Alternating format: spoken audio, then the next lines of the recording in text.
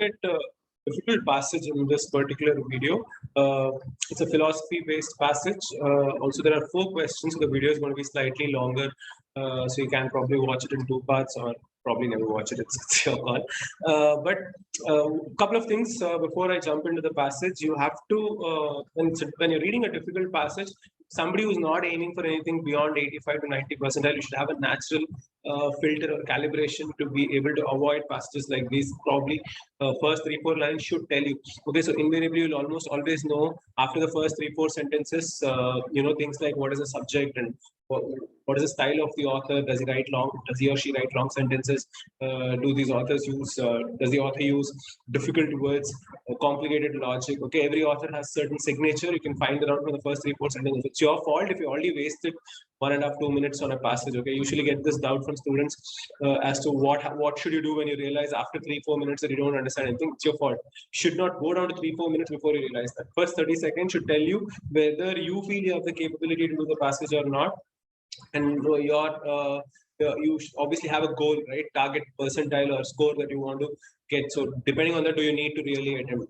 But this passage is also, second thing is this passage, I'm trying to discuss this passage because it gives you a taste of what passages of CAT 2020 slot 1 were like, or CAT 2019 slot 1, like really difficult. Okay, and they could startle you, especially in the morning if you see something so complicated, your brain's just not warmed up enough.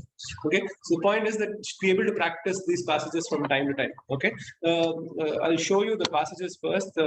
You can pause the video and the usual drill and solve the questions yourself. This is slide 2 and this is slide 3. Okay, so that's the passage. This is question number 1. This is question number 2.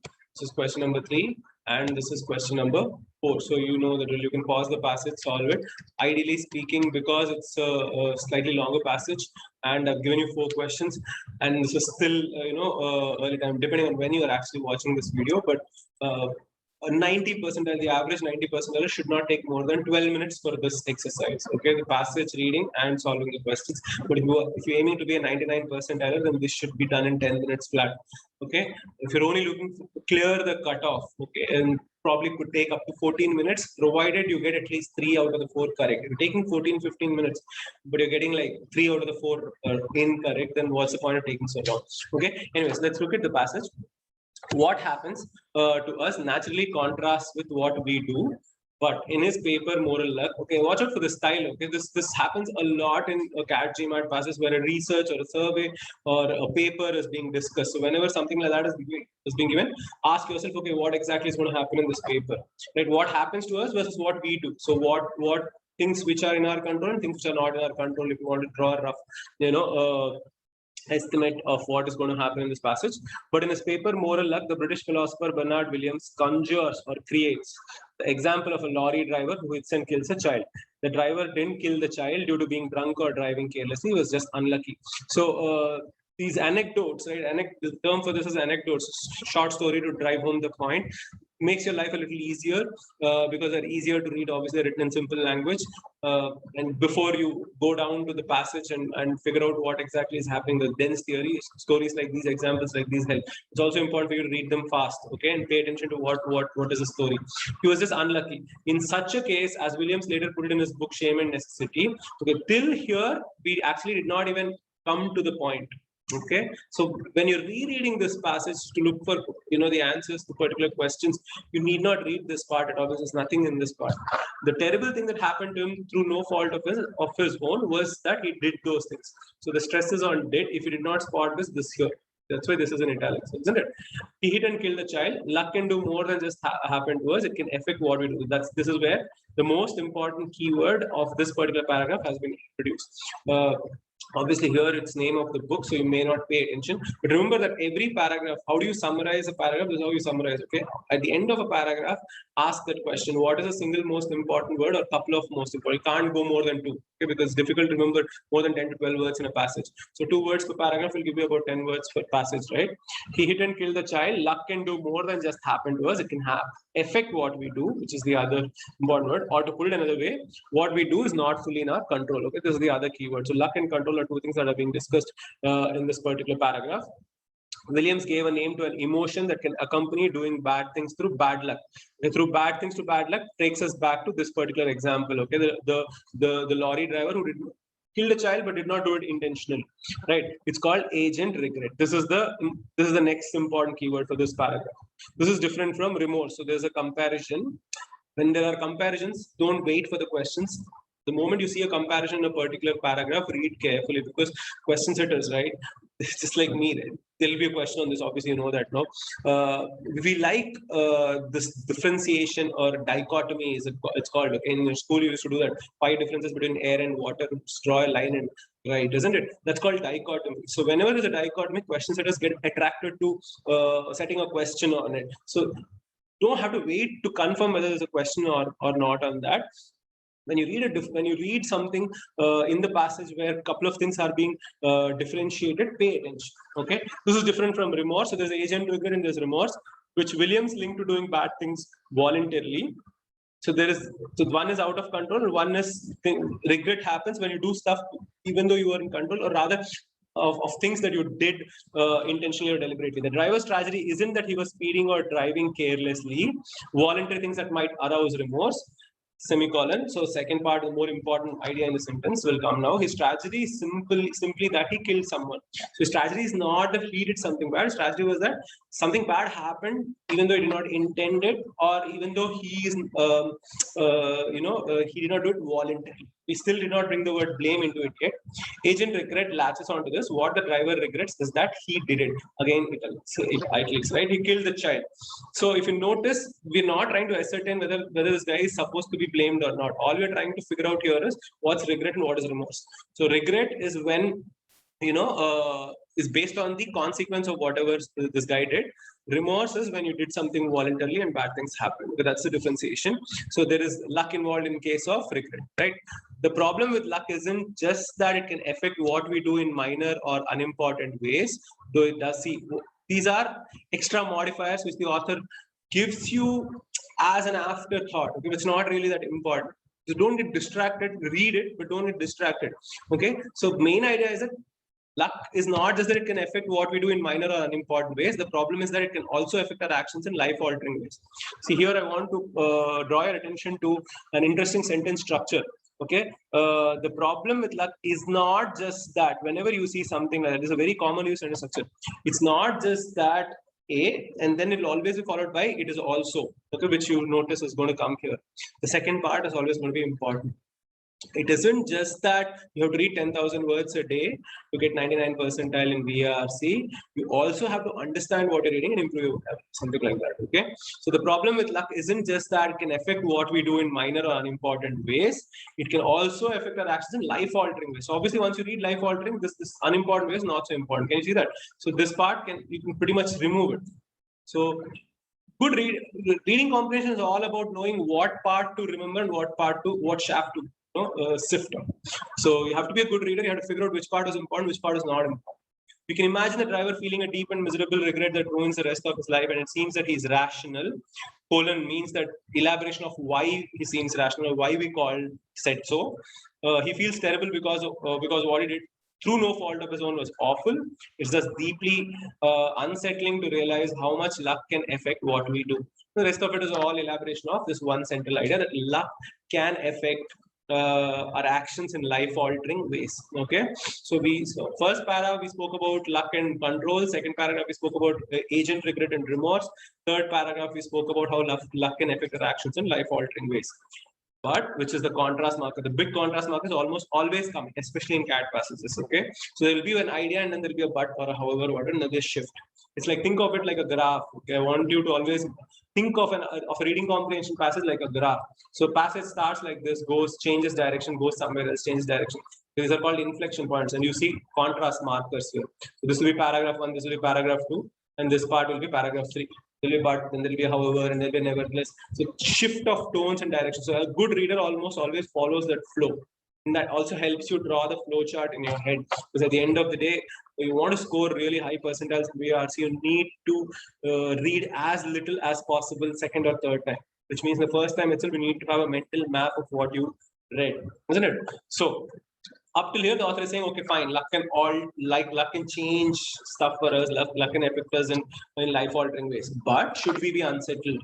Should we panic because of it? An alternative position could hold that. See, now we are being introduced to another idea, alternative position. So the opposite side of it could hold that we do hold that what we do or what matters in what we do just is what we control, comma and always, if you remember, means full stop, right? So this is second.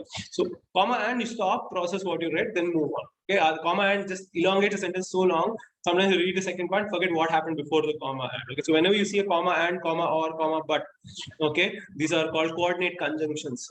So whenever you see these coordinate conjunctions, you pretty much can neatly break the sentence into two parts. So just is what we control. An alternative position could hold that what we do just is what we control, and the rest is simply stuff that happens in the world. So there's the things that we control, the things that happen in the world. We could regret these things as bad events, but we could not feel agent regret about the factors beyond our control. See, comma, but. So you can stop here. Again, because. So you can stop here. So we could regret these things as bad events. We could not feel agent regret about the factors beyond our control. They are not part of our agency at all. So one sentence, but they're broken into three sentences. So good reader just keeps breaking it neatly, which is why that fellow doesn't have to go back and reread the whole thing. Bad reader just ends up reading and realizes, hey, I read too much in the sentence, goes back and read it. That's why some of you are so slow. Okay. So we could regret these things as bad events in the world, one clause. We could not feel the agent regret for things which are beyond our control, even though there are bad events that are happening in the world. And we should not regret them because they're not part of our agency. Agency means your influence, or where you have the authority or the force to do, or the power to do something. The trouble with this position is that so much of what we do seems to depend on things that we do not control. So now if you notice, there's a counter argument for this particular thing. So this paragraph says bad things happen. There are things which are in your control and they're bad things. So don't worry about bad things. Okay, that's what this paragraph says. Next paragraph says there's a problem with that position. What is the problem? So much of what we do seems to depend upon things that we do not control. To raise your arm, you need your body to cooperate. To throw a stone a few meters, you need to avoid a gust of wind. Such an approach inevitably restricts our agency to a sparse domain. So if I stop worrying about anything that's beyond my control, there is very little actually left in my life that I should worry about, or rather be concerned about, or whatever, because everything seems like a lot of stuff happens beyond your control. So this guys, so the one argument is that you should not be unsettled because of luck, because we cannot worry about what happens beyond our control. But again, that reduces our agency because a lot of stuff happens beyond our. So there's an argument and counter argument, then counter argument to the counter. Okay. Such an approach inevitably restricts our agency to a sparse domain. Perhaps all that matters when it comes to agency is what we will. Okay, now a new idea has been introduced. What we will. This is the view that Williams associated with the 18th century philosopher Immanuel Kant, a view that gives what Williams called solace to a sense of the world's unfairness. Solace is a very positive word, right? Solace is something that, what is the meaning of the word solace? Something that gives you peace, something that gives you a sense of calm after you panicked or felt bad about something. Okay, so what is it solace to a sense of the world's unfairness? If agency is restricted to what we sincerely try to do, then the vicissitudes of luck lose their edge. So you notice, right? We went this way and then we went this way and we went this way. And we came to the middle ground now. What's the middle ground? First, the author said luck can affect us in life-altering ways. Then the author said there is this alternative position that we cannot really feel regret for what is beyond our control. Then there is a counter argument that a lot of stuff happens beyond our control. Then finally, the whole Kantian view that, a lot of it is outside our agency, but what we want to worry about is what you will do, your sincerity. Okay, so it's not luck, but your intention or the sincerity with which you did something that matters. For the unlucky driver who runs down a child, the fact that his conduct was unimpeachable. Unimpeachable means correct. Okay, so impeach happens. We are impeached when you did something wrong. If you do politics, a lot of presidents, Trump, there was an impeachment movement, right? Like that. So unimpeachable means cannot be impeached, incorrigible, something that's not wrong, something that's right. His conduct was not wrong. That his conduct was unimpeachable can be a relief. Okay, this is one idea. See how many ideas are there in a long sentence.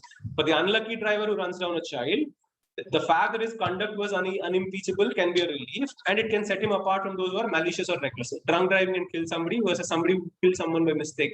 The truck driver, no, you don't kill somebody by mistake, but led to an accident by mistake. No doubt, sometimes we need to take solace here, We should recognize that a good tree can bear bad fruits. This is what we call an analogy. Analogy is one simpler story to explain a more complex story. Okay, it's very similar to the way metaphors and similes work. But metaphors and similes, and I keep reminding you, don't worry, a lot in videos. Metaphor and simile, we compare one object to the other object.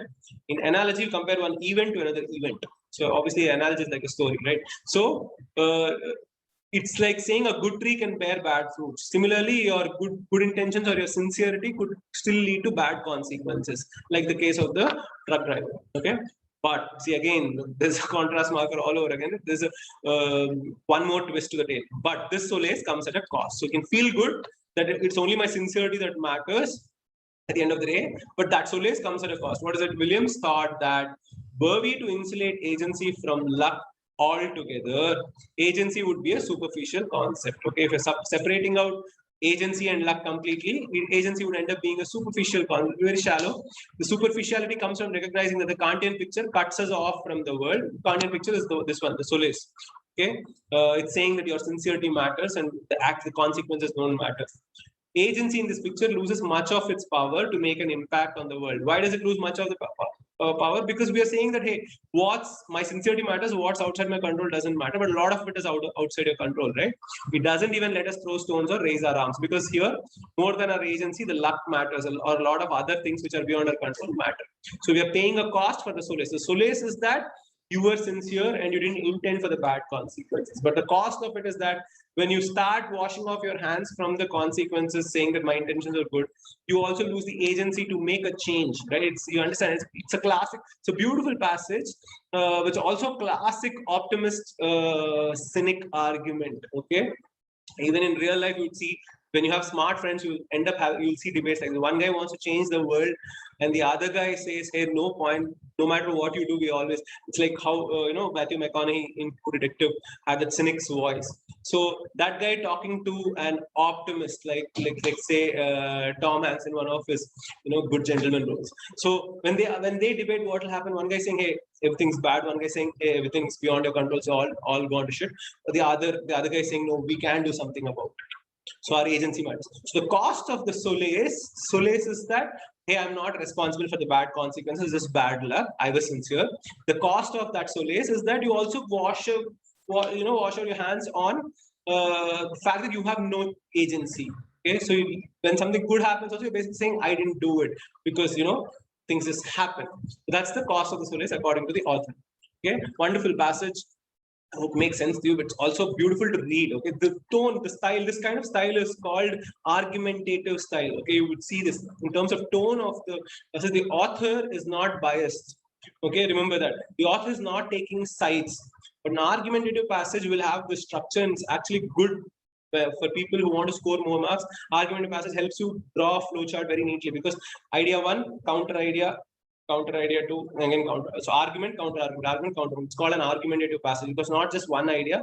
There's an argument presented, and then there is the counter to that argument presented, and then there's a counter to that argument presented, and then it works both ways. But it can also be a pain, such a passage, when the questioner says, hey, I'll set some wonderful critical reasoning questions.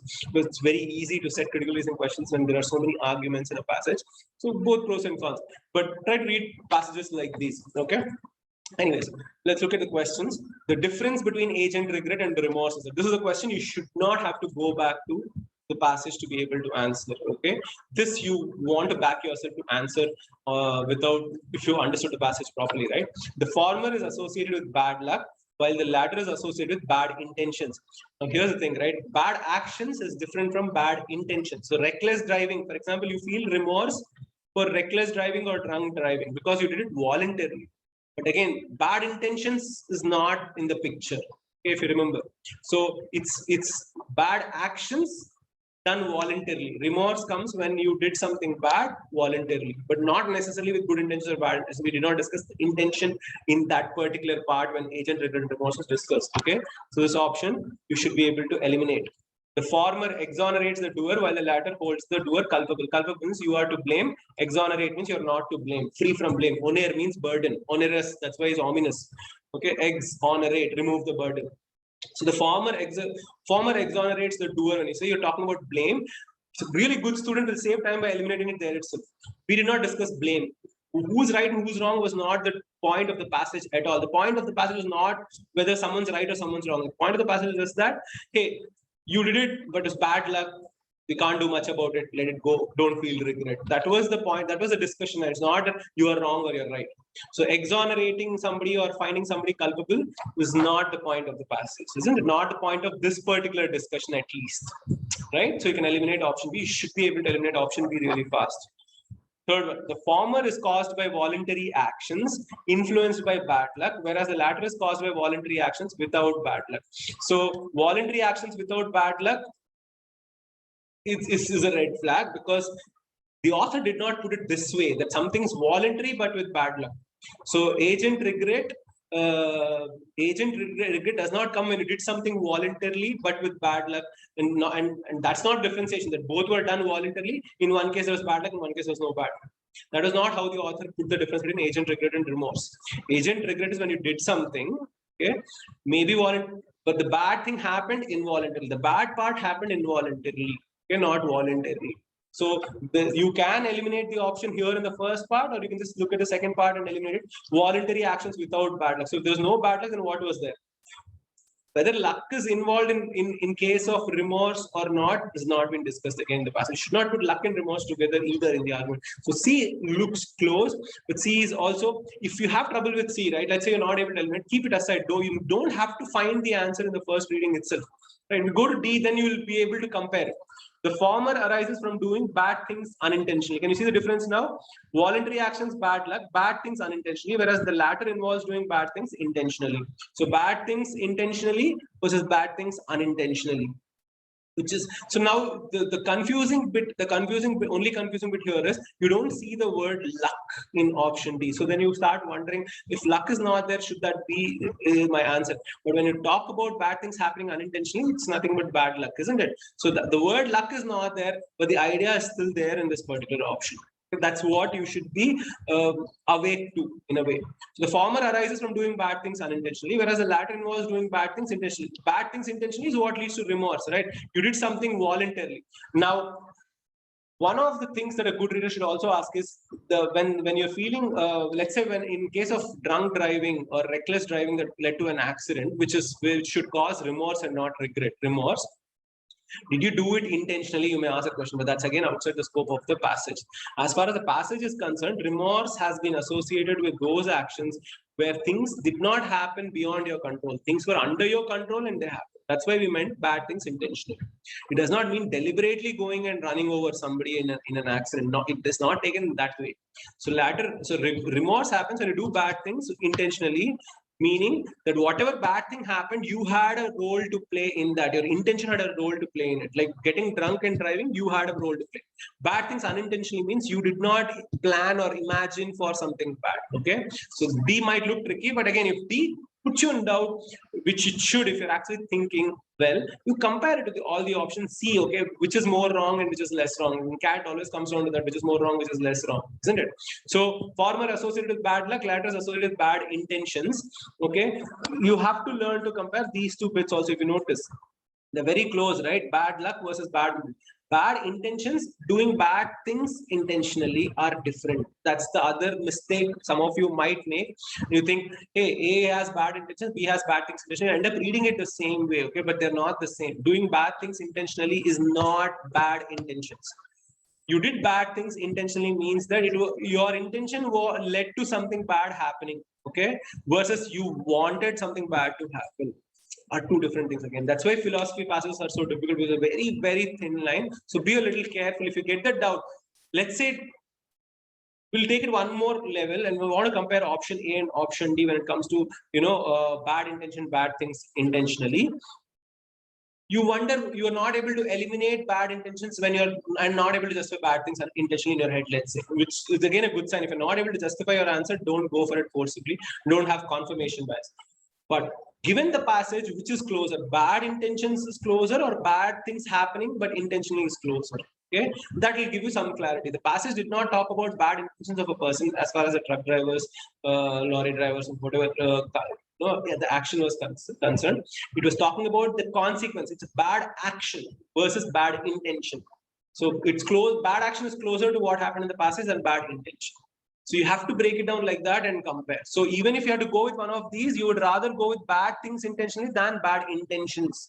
Okay, that's one part. Same logic here when you're comparing these two options, right? Voluntary actions influenced by bad luck. Bringing in voluntary, doing something voluntary again confuses the whole argument, right? Truck driver voluntarily did something bad. No, the truck driver involuntarily caused the accident, isn't it? Latter is caused by voluntary actions without bad luck. Again, voluntary action without bad luck has not. We don't know how to define it as per the passage. Voluntary action without bad luck, meaning that something that you did deliberately, and also something that was not influenced by anything outside. It's like two things combined together. Therefore, won't make sense here. So just to reiterate everything, obviously the answer will be option D. But just to reiterate the whole example of agent regret and the author is trying to draw a line between something bad happened, but something bad happened due to something you did, but what you did, you knew what you were doing versus you did not know what you were doing. That's the difference. Okay, so not voluntary actions influenced by bad luck and voluntary actions without the influence of bad luck. It's more an action that was influenced by bad luck and an action that was voluntary. That's the differentiation. Okay, therefore it won't be C. Okay, I hope that makes sense. Let's look at the next question. The alternative position mentioned in para 4 is strengthened by which of the following? Okay, what is the alternative position? If you remember, it's the first counter argument. The alternative position is the one that kind of gives you a little solace. The one that, to go back to the passage here, the alternative position says could hold that there are things that we control, and the rest is simply stuff that happens. We could regret these things as bad events, but we could not feel agent regret about the factors beyond our control. That's the, see again, it has been reiterated here, the trouble with this position.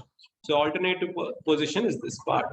Okay, we couldn't feel agent regret about factors beyond our control. You have to first get that right. Okay, so that alternative position is strengthened by which of the following? It has to be strengthened. Okay, so we need to look for something that agrees with that particular statement that we can't control everything, and therefore we can't feel bad for something that's beyond our control. Everything that happens in the world is beyond our control, easy to eliminate, right? Because the moment you say everything, we are not differentiating between things that are in our control and things that are beyond our control. We're just saying everything is gone. So it's entirely different theory altogether. So everything changes is easy to eliminate, right? It's not possible to avoid events caused by bad luck despite our best intentions. Whether it's possible or not possible, and avoidance, these are alien terms. The alternative position is with respect to how you feel, regret. And there's nothing about regret in option B, isn't it? So you can eliminate this one. We cannot regret events that are beyond our control. Okay, which is a sum total of what that alternative position is talking about. We cannot regret events that are beyond our control. So if this statement is true, the alternative position will be strengthened. Okay. A lot of what we do is beyond our control. Now, a lot of what we do is beyond our control doesn't tell us whether we should regret that little stuff that is in our control or should not regret. And at the end of the day, the alternative position is all about regretting, not regretting stuff that is beyond our control. Okay, makes sense? It's an easier question. Also, the location is given, makes it even more. Whenever the location is given, the question makes your life a little easier, right? So don't miss out on questions like that. So the answer to this particular question is option C. The analogy of good tree can bear bad fruit suggests that, you know, right? What does it mean? The author is trying to give you solace, saying that, hey, it's okay, calm down, it's not your fault. Basically, you can be a good person, sincere person, and yet the consequences of your actions could be bad, like the unfortunate truck driver. That's the meaning of the analogy. Let's look at the options. Bad consequences can result from good intentions. Fair enough, right? Good candidate for our answer. Our sense of will could lead us to bad events. So we did not discuss about will leading us to bad events. Our sense of will is basically what we do voluntarily. What we do voluntarily can lead us to bad events, can lead us to good events. That was not the point. Good tree can bear bad fruits means that our goodwill can sometimes also create bad results. So good and bad both have to be there in the answer, isn't it? But not in this way. Not that will is the one that causes bad events. Saying it could sometimes. So there has to be a positive here and there has to be a negative this side. So option B can be eliminated. Good people can sometimes be malicious or reckless. It's not that the people are changing. Here we talk about fruits. So it's tree versus fruits. So it's not people both sides.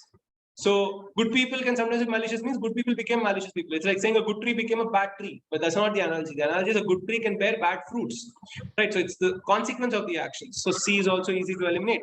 Sincerity eventually overcomes bad luck. positive in tone. We are looking for something that is negative in tone, so you can eliminate the option D without even over-analyzing it. Again, sincerity eventually overcomes. It's not eventually is not discussing analogy. Analogy is about even sincerity can sometimes lead to bad results like that. That might make more sense. Okay, if you put a good here, that would lead to option D. If you notice, our sense of goodwill or our sincerity, our good sense can sometimes lead to bad stuff. Anyway, so the answer to this particular question is option A should be something that you should have scored from. It's an easier question. The author's main argument in the last para of the passage. What is the last para of the passage? If you remember, the Kantian solace and the problem with the Kantian solace is that you have to pay a cost, a price, isn't it? What is that price? The price is to give up on our agency. So if you are trying to feel good that some of the things are beyond your control and you can't feel regret for them, you're paying the price of giving up on your agency also. Then you're saying that, okay, my agency is also superficial. They tend to become a complete cynic by saying whatever I do is also not in my control, something like that. So we're looking for the cost, okay, the argument that has cost involved, because that's the author's main argument. There's a cost involved with the solace. So not positive, it's negative in tone. Kantian philosophy is unimpeachable in the real world, positive in tone, so you can just eliminate it on tone. The author's main argument was negative. But whatever solace you are seeking, that comes with a cost, and cost is a negative term. So on tone, you can get the answer right. Sometimes you can know exactly what you're looking for. So A can be eliminated because this is positive about Kantian philosophy. The solace offered by Kant's philosophy undermines, which is a very powerful negative word, undermines, weakens, reduces the impact, undermines the impact of our agency. Okay, Kant offers solace against the unfairness of bad luck is positive. So on tone, you can eliminate it because you're still looking for cost, not the solace. The cost of the solace. Our sense of agency loses its impact because of events out of our control. Now, this is the other close option because this is negative. Now, our sense of agency loses its impact, not because of the events, but because of that solace. That's the cost, isn't it? So this misrepresents the information. So watch out for options like these, which look like the right answers, but they misrepresent the information. Our sense of agency loses its impact is the author's main argument. But what is the reason for it? It loses its impact when we are trying to find the solace that we should not regret things that are beyond our control. It's not losing its impact because of the events. It's losing its impact because of the way we are perceiving those events. Okay, makes sense. That brings us to the end of this passage. Hope it made sense. Hope you learned a thing or two. If you did, please share, subscribe, smash the bell, do whatever the hell you want. Okay, until next time, peace out.